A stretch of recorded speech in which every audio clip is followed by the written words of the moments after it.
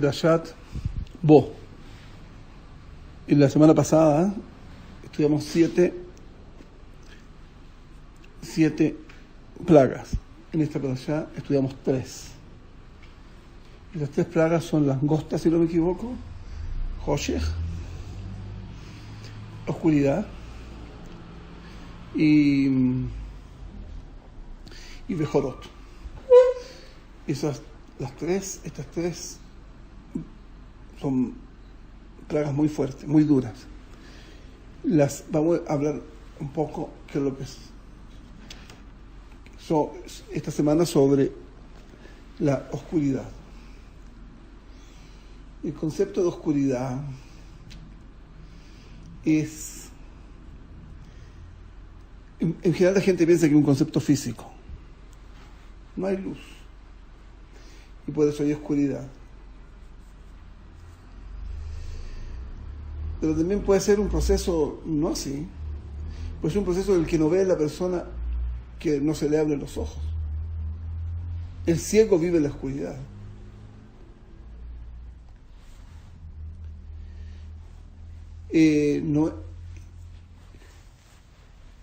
¿Qué oscuridad hubo en Egipto?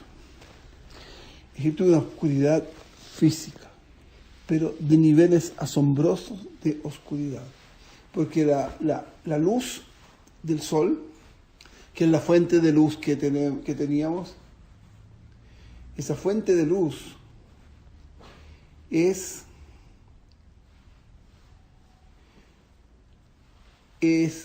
rebota. El sol llega luz del sol a una terraza, y de la terraza pega en el suelo, y el suelo se refleja y entra por la ventana. Es una capacidad asombrosa que tiene la luz, de reflejarse. De hecho, todo lo que yo veo es porque se reflejó en algo. Donde la luz no se reflejó, yo no lo tengo la opción de ver, porque no lo voy a ver. Esto no es un cuento, no es una cosa así que la luz es como parte del ambiente, no. La luz es algo que entra y que llena la cosa y está rebotando en todas partes. Pero una velocidad bastante fuerte, grande, entonces mi ojo no es capaz de percibirlo. La velocidad con que pasan las cosas son también una cosa interesantísima. En las películas que hacen hoy en día, tú puedes ver la película y encontrar que la película fue una película fabulosa, sin nada, pero en ciertos segundos de la película aparecen escenas o fotos de un segundo, que es bastante tiempo, no que sea tan poco el segundo. Para nuestra concepción del tiempo es poco, muy poco, pero en un segundo pasan cosas. Te está mostrando cosas que no serías capaz de verlas, ni que no se abrían los ojos, pero pasó y entraron por tus ojos y se quedaron en tu inconsciente. A veces yo he visto cosas así, y lo que ha pasado es que en la noche he soñado con esas cosas, y esas cosas están como relacionadas con lo que sigue, con el argumento que sigue. Eso es lo que hace la luz. La luz es la que nos entrega la información. Y el que procesa la información es mi cerebro. La realidad que yo estoy viendo es una construcción de mi cerebro. La realidad puede ser completamente distinta. De hecho, si la realidad fueran solamente señales luminosas,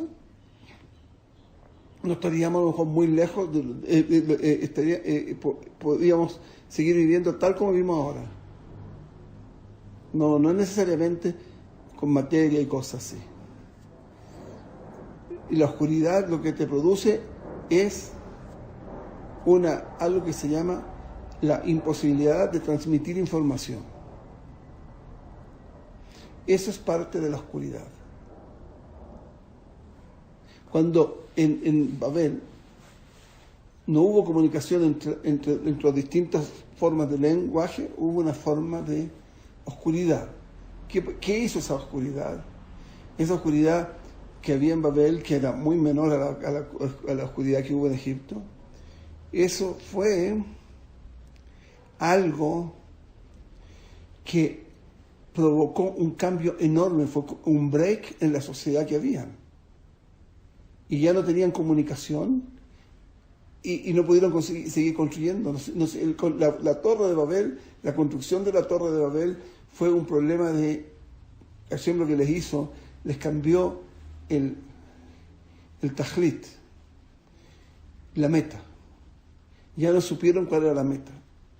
Hace muchos años, cuando llegué a vivir a Kiryat Sefer, como era una ciudad muy nueva, la misma constructora, ellos, si nos echamos a ver una cañería o un grifo, una llave, ellos te mandaban un gafete para arreglártelo. Y una vez llegaron dos. Uno a arreglar un problema que tenía. Era un polaco con un árabe. Y yo no entendí. Y dije yo, pero ¿esto qué me van a poder hacer? ¿Cómo se van a comunicar? Y me quedé observándolo. Finalmente trabajaron fabuloso. ¿Y cómo lo hicieron sin lenguaje? Porque tenían los dos la misma meta: arreglar el desperfecto. En Babel no pudieron arreglar el desperfecto. Porque la meta que había no era una meta que había experiencia para eso. La meta era una meta que la gente que dominaba Babel, ellos la pusieron como meta. Esa meta, la construcción, era llegar con la Torre de Babel hasta arriba, hasta la Malhut se llama.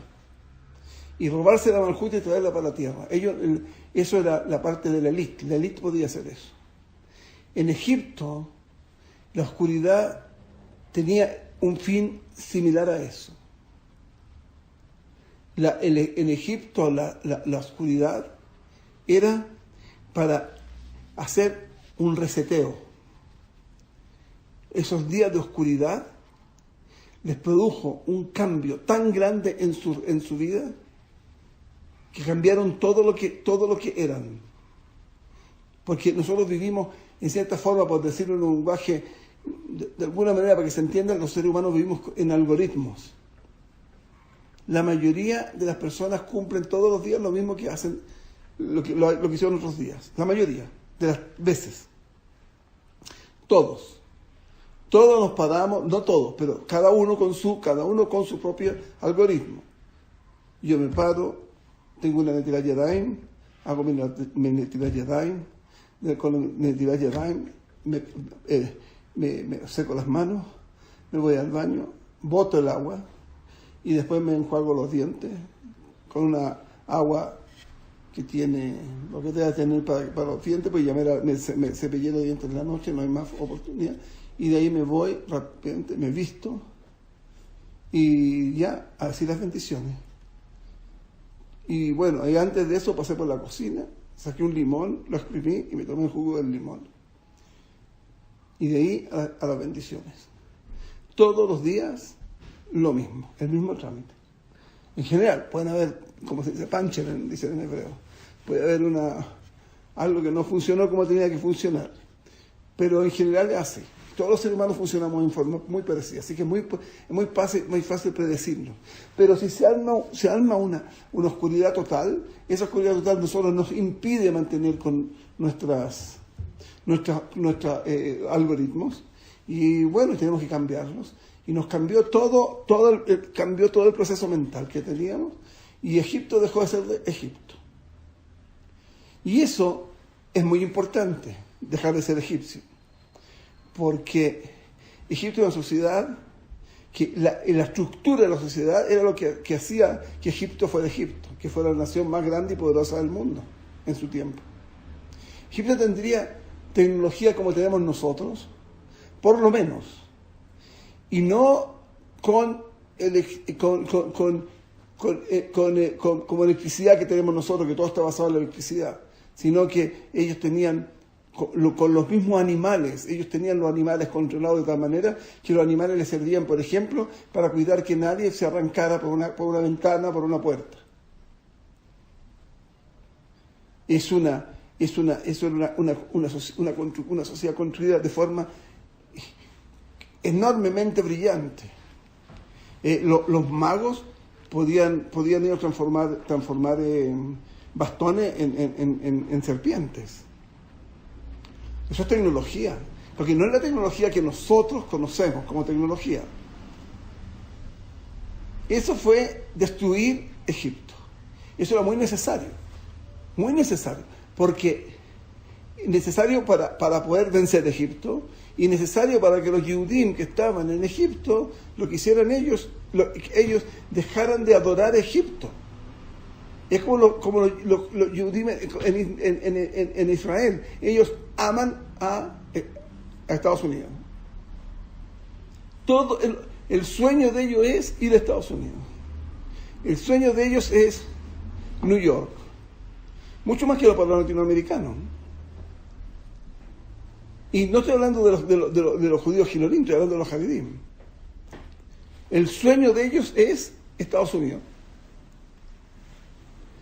Porque Estados Unidos es lo que está más arriba, es el modelo que siguen muchas sociedades.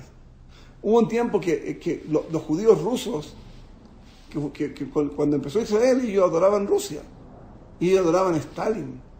Y los kibutzim ellos se sentaron Shiva por Stalin, un señor que mató 60 millones de personas. Y él era el bueno, porque ese es el modelo de ellos, y estos fueron construidos. Entonces, para poder salir de Egipto había que dejar de ser egipcio. Después en el Midbar, en el desierto, ellos dijeron, pero aquí no queremos esto porque no comemos, aquí no podemos, porque queremos ver Egipto, porque en Egipto comíamos pepinos, y no me acuerdo qué más era, gratis. Y explican los jajamín que no era gratis del dinero, era gratis porque no había que bendecir. ¿Se dan cuenta de eso? Porque los Yehudim cuando salieron de Egipto los tuvieron que bendecir. Se les enseñó a bendecir, es parte de nuestro trabajo. Bendecir una fruta es una cosa muy importante, porque en esa fruta hay una parte del alma de algo que necesitas pasar por ahí para que cuando tú dices la bendición y te lo comas, esa alma cambie de estado y pasa a un estado mejor. Y eso es parte de nuestro servicio divino. Se había que destruir en la mente del Yehudí el concepto de Egipto. Y se rompió. Pero también había algo para los Yehudim. Yo lo expliqué la semana pasada, ¿se acuerdan? Que cada plaga tenía dos lados. Una para el egipcio y otra para el Yehudí. Para el Yehudí hubo otra completamente distinta. Ellos vieron caer Egipto sin luz. Pero ellos tuvieron luz. Ellos no pasaron en la oscuridad. Pero dicen los jajamín, y dicen los grandes sabios, que en esa, y está escrito en la Torah, Hamushim Yatzu Am Israel Mi Misraim, que solamente salieron 20%. Digamos, habían 3 millones de mayores en Egipto, y salieron solamente 600,000. Esos que murieron en la oscuridad. Ahí se murieron, en la oscuridad. Pero yo acabo de decir que no hubo oscuridad. Repito, la oscuridad no es falta de luz, es falta de comunicación. Cuando se tapó el sol se tapó para todo, porque es un acto físico, no espiritual. Y entonces, ¿cómo me dices tú que en Egipto, que en el campamento de Israel había luz? Sí, pero no luz del sol. había otra luz. Había luz, ¿saben qué luz había? Había luz que se llama Ora Ganús, la luz que Hashem escondió. Después que pecó Adán Arishon, esa luz fue escondida. Eso es lo más fabuloso, lo más interesante que hay en todo el judaísmo. La luz de Hashem que se llama luz escondida, Ora Ganús. Hay chispitas de conocimiento de eso y cada chispa es un tesoro. Y uno tiene que pedirle a Hashem, cada vez que puede, pedirle a Hashem, quiero un poquitito de esa luz.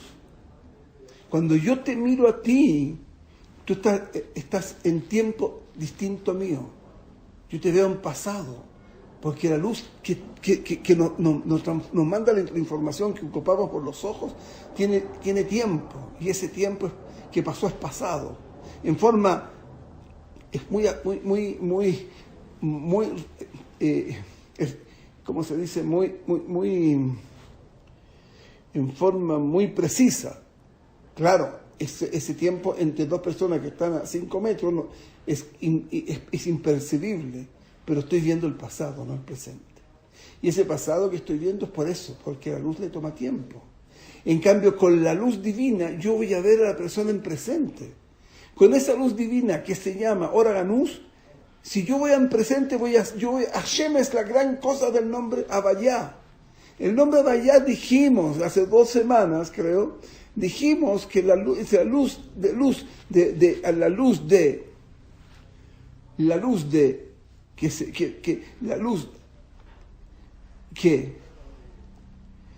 de Hashem, que el nombre de Hashem, Havayá, significa estar en presente. ¿Cuándo vamos a estar en presente? Nosotros también vamos a poder estar. Eso va a ser cuando tengamos la Ora Ganús, porque yo te voy a ver en presente a ti, tú a mí y todos nosotros.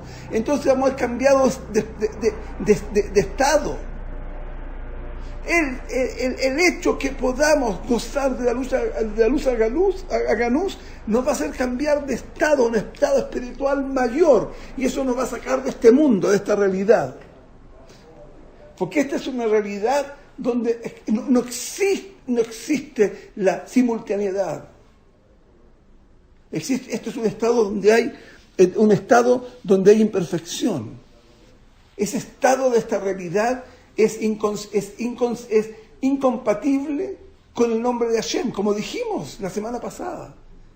El nombre de Hashem no tiene revelación en este mundo.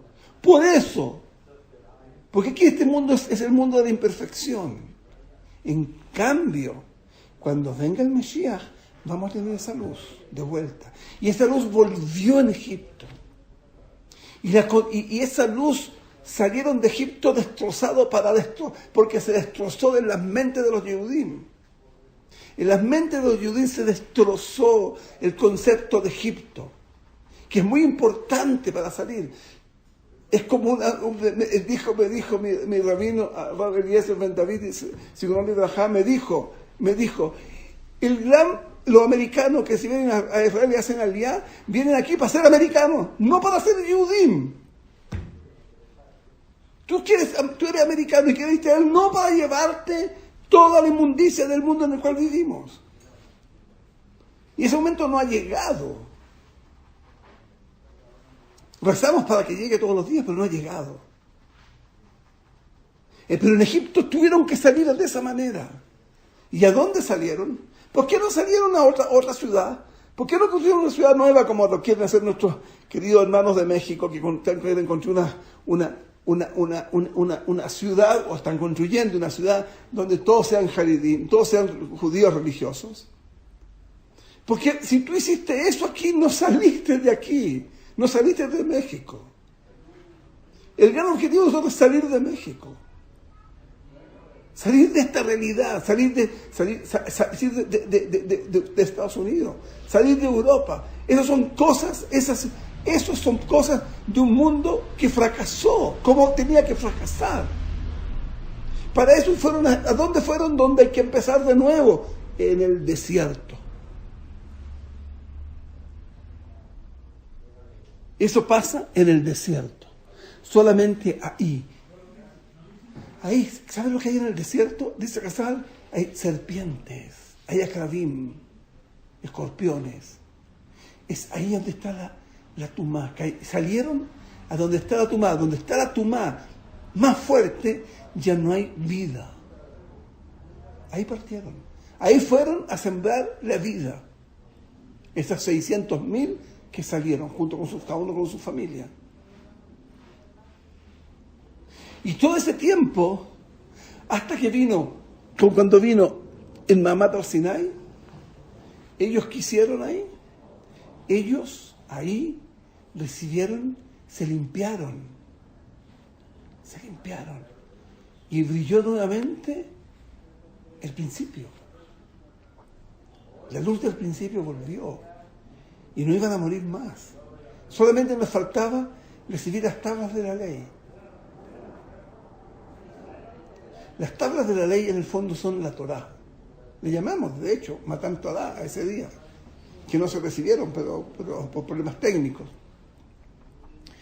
Eso, ¿por qué se necesita tanto eso?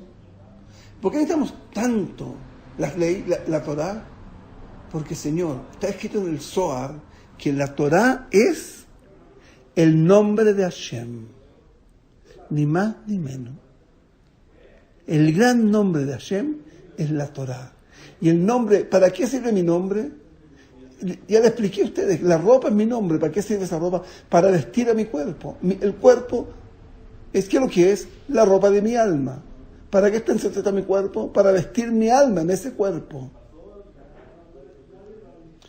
Ahí en la Torá se vistió Hashem. Y en Hashem está escrito ahí, Hashem, en Hashem está vestido la luz que se llama Ein Sof, Baruj Hu Baruch Shemo, la luz divina, la luz que no podemos ni siquiera podemos hablar de ella, tenemos que llamarla solamente con un nombre negativo, Ein, no hay, porque no podemos hablar de la luz misma. Para eso necesitamos el Matan Torah, recibir la Torah. ¿Para qué? Porque al tener la Torah y al meterme la Torah dentro, yo me voy a transformar en la ropa de Hashem. Y si me revestí en la ropa de Hashem, yo me salí de esta realidad. Salimos. Hashem tiene presencia en esta realidad solamente a través de nosotros los Yehudim. ¿Y qué pasó? Lo que pasó después de eso fue que pecaron con el becerro. ¿Pero quiénes pecaron con el becerro? 2.400.000 que salieron fuera de los 600.000. El mismo número que murieron, salieron otros. ¿Quiénes fueron esos otros? Se llaman Erev Rav. Esas Erev Rav, hay partes que yo he leído que explican que tienen más nivel que las almas de los Yehudim. El problema es que están más sucios, nunca se han limpiado. Ellos salieron en el tiempo de Adán, del primer hombre, después volvieron a salir esa alma aparecieron en el tiempo de Noah, Mabul, y después volvieron a salir en la Flagá, en la Torre de Babel. Cada vez ellos se fueron limpiando un poco su alma. Pero la gran limpieza tenía que ser en Egipto. Egipto era el lugar de la limpieza. Pero en ellos no hubo limpieza porque no tuvieron Avodat Parej. Y salieron a la fuerza. No a la fuerza, porque querían salir, pero no salieron como a Israel. Y de eso vamos a hablar Pesat Hashem la semana que viene. Pero esta gente, las almas de ellos no se lograron limpiar. No alcanzaron a limpiarse para llegar al día del Matan Torah ellos ese hecho lo postergaron al día del día 10, del día 7 de Sivan al día 17 de 40 días después, el día 17 de Tammuz. Y ahí pecaron con el becerro. Ese becerro, y la Los Aganús se fue. Y la realidad que estamos viviendo hoy, nosotros decimos, volvimos a la realidad que hizo Adán Arishon después que pecó. Digamos, Adán Arishon es paralelo al pecado del becerro de oro, pero no es lo mismo. Según lo que yo he estudiado, es cierto que todo lo que nos está pasando ahora es producto del becerro. Y eso está escrito, no es que esto está escrito. Eso está insinuado en algo que se llama Rosh Hashanah, Kippur y todos esos días. Nosotros hacemos las dos cosas. Los que se llaman Sefaradim, ellos hacen como lo que estoy diciendo ahora.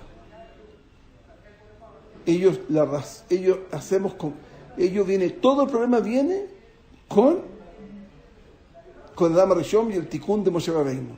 En cambio, con el pecado, con el becerro de oro y con Adán y Moshe Rabbeinu. Todo el Tikkun es eso. En cambio, los Ashkenazim, todo el proceso ese es un proceso de Adán Rishon. Digamos, ellos deben sostener, eso no lo he visto escrito, pero una suposición que es bastante cerca de la realidad, deben sostener que el pecado, el becerro de oro nos devolvió al pecado de Adán Rishon. Entonces la diferencia es muy grande, porque según lo que yo he entendido, el pecado del becerro de oro afectó hasta